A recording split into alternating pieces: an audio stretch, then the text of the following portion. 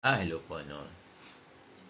Ito para sa mga school head, principals, at sa mga school administrators, no. Nakita niyo na yung yung template ng class program, class schedule ng trimester o 3 term in school year. Kung single shift kayo, magsisimula kayo ng 7 a.m.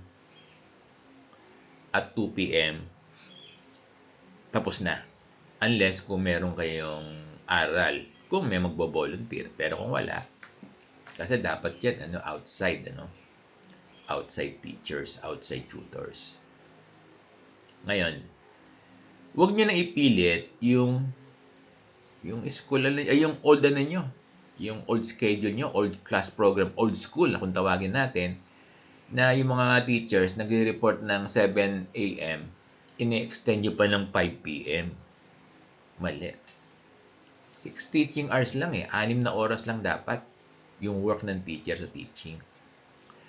At yung dalawa doon, ay pwede yan sa bahay. Huwag nyo na ipilit. Huwag nyo na ipilit na gawin sa school. Napakalinaw ng guidelines. Napaka-latest. Latest yung guidelines na yan Lagi ko yung binablog Di ba? Yung flexible time, meron nandyan yan. Alam ko nakailagay din yan sa formally matatag na DepEd memo. Nandyan yan.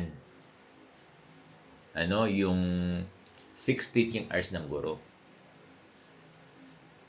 Hindi na dapat sila, yung 2 hours, ay po pwede yung gawin sa bahay. Pwede silang yung mag-log, ilalagay doon yung kanilang whereabouts, no? Oo, meron silang i-fill out doon. Wala namang problema doon.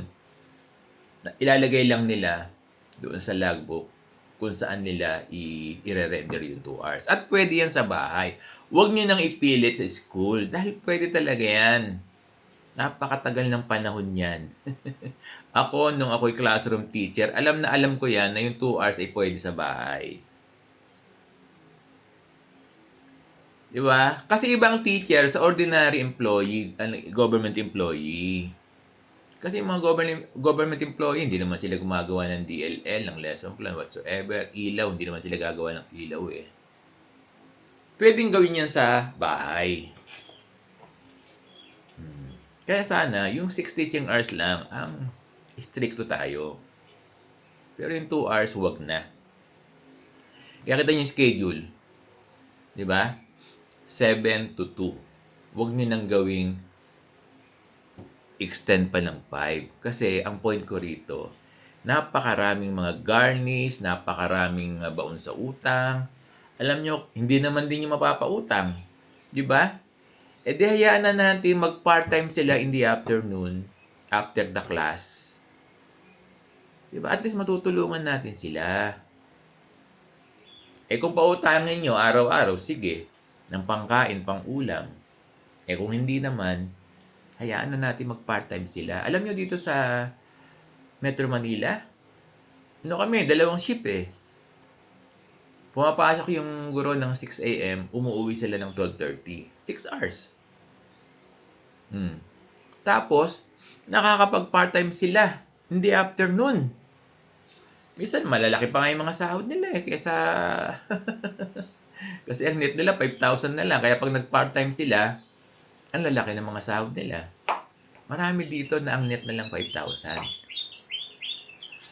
Pero nakakasurvive sila dahil may part-time sila sa hapon. Ang daming mga colleges dito na nangangailangan ng part-time Private schools.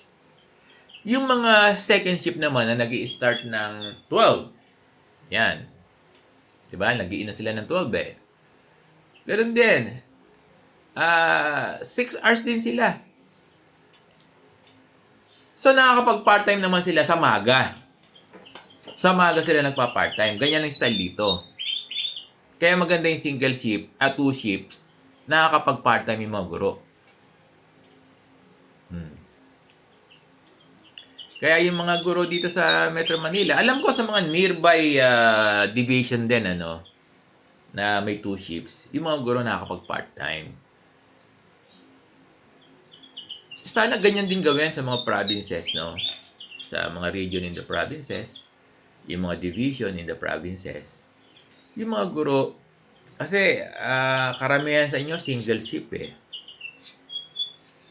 Hayaan na mag-stay ang guro till 2:30 kung single ship. Eh dito nga 6 a.m. eh, pwede nga rin kayo mag-start ng 6 a.m. tapos 1:30 uuwi. Pwede kayo mag-modify eh. Di ba? Mas maganda pa nga.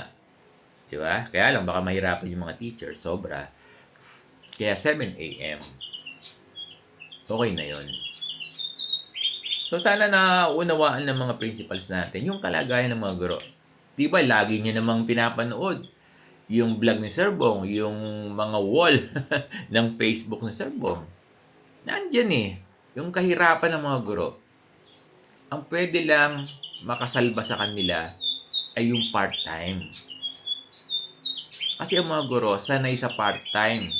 Magtuturo sila sa private school at pinapayagan yan. Magpapaalam nga lang sila sa division office. Kukuha sila ng approval. Magle-letter sila. Ganun. So, naintindihan ng ating mga principal.